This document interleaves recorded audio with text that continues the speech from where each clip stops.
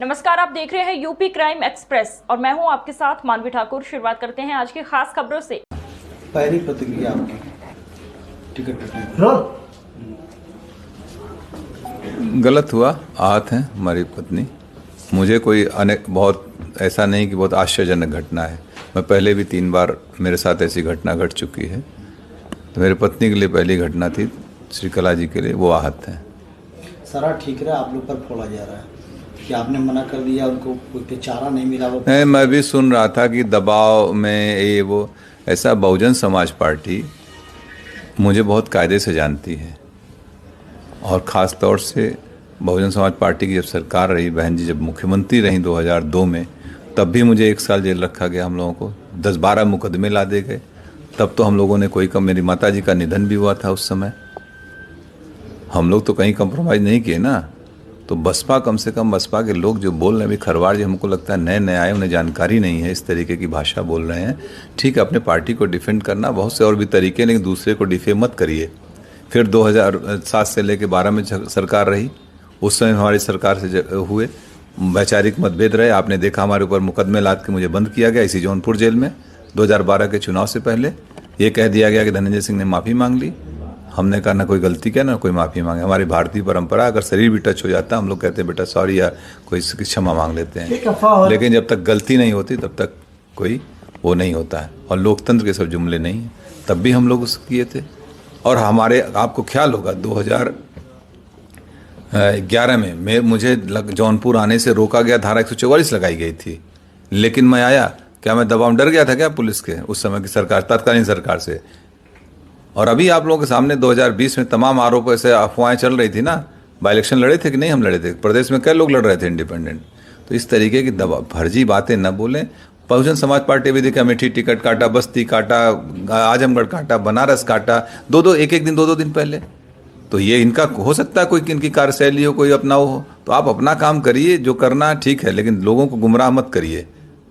2024 के लिए क्या बचा है आपके पास? अभी निर्णय होंगे 2-3 दिन में लोगों के साथ बैठ के। जो हमारे तमाम पुराने साथी हैं, बहुत बड़े बड़े सब सहयोगी हैं, जो हमारे ब्लॉक के हैं, ब्लॉक प्रमुख, पूर्व ब्लॉक प्रमुख, बहुत से जिला पंचायत सदस्य हमारे हैं, पुराने साथी, सब लोग बैठ के एक निर्णय लेंगे। तय किया जाएगा, जो उचित होगा वही। झुकाव है किसी पार्टी की तरफ? अभी सब, जब तक हम लोगों के राय मशवरा नहीं कर लेंगे तब तक कोई निर्णय नहीं लेंगे। अभी भूमिका तो अदा करेंगे? बिल्कुल भूमिका अदा करेंगे। बगैर हम लोगों के सहमति, जिसको हम लोग चाहेंगे वही यहाँ से सांसद जाएगा, ये भी तय है। इसके अलावा क्या कोई बात हुई आपकी बहुजन समाजवादी पार्टी के शीर्ष नेतृत्व से? नहीं, किसी से कोई वार्ता नहीं है। हाँ, मैं भी सुना कि वो कह रहे थे कि बहन जी से मेरी वार्ता हुई। मेरी बहन जी से जब मैं MP था 2013, आखिरी वार्ता उनसे फ़ोन पे मेरी 2013 में है। आज तक और इस टिकट में ना मेरा कोई लेना न देना। मैं जेल में था, आप लोगों को मालूम है। पत्नी को अप्रोच करके उन लोगों ने टिकट दिया, वार्ता उनसे हुई, और आरोप हमारे ऊपर लगा रहे हो। इसका मतलब कुछ पहले से ही मनगढ़ंत कहानी रही होगी, ताकि मुझे टो कर दो, मुझे डिफेम करने की बात थी। कोई खेल समझ में आ रहा है क्या इसमें? कुछ तो होगा, लग रहा है कुछ डिफेम। हमको जिस तरीके से बयान दिए गए वो मुझे डिफेम करने के लिए, कुछ होगी बात इन लोगों की।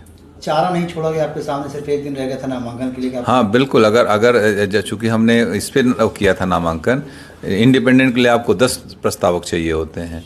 आज हमारे पर्चे खारिज हो जाएंगे। खैर, मैं एक बात और बता दूं, अगर मैं चुनाव लड़ रहा होता तो मैं जरूर एक इंडिपेंडेंट नॉमिनेशन भी करके रखता, या मैं इंडिपेंडेंट रहता ही, मुझे नहीं जाना पड़ता कहीं, और हम लोग चुनाव लड़ते। भविष्य में क्या कोई तालमेल बैठेगा बसपा से? मुझे नहीं, मेरा तो नहीं लगता है कभी। राजनीतिक संभावना को है, लेकिन मुझे नहीं लगता, क्योंकि इतनी बार धोखा खाने के बाद फिर कहाँ आदमी वो करता है। अब किसे समर्थन कर सकते हैं आप? ये भविष्य का सवाल है। मैंने अभी कहा कि अभी हम अपने सारे लोगों के साथ बैठेंगे, जिम्मेदार साथियों का, यही नहीं पूरे जौनपुर, पूरे दोनों हमारी लोकसभा, सभी जनपद के सभी लोगों के साथ हम लोग बैठेंगे। जनपद में कम से कम हम लोगों के 2, 2.5, 3, 4 लाख लोग अपने हैं। जहां हम लोग चाहेंगे वहां मत करेंगे। ये सबसे मिलकर बैठ के बात।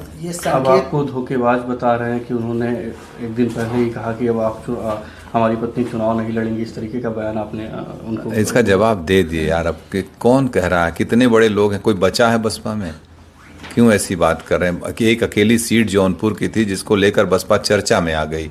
5 जगह और टिकट काटे कोई चर्चा है? इतनी माइक लगा कोई पूछने गया कहीं? खाली जौनपुर की वजह से ना, जौनपुर की वजह से चर्चा में, धनंजय सिंह की वजह से बसपा चर्चा में, बसपा की वजह से धनंजय सिंह चर्चा में नहीं है। प्रणाम।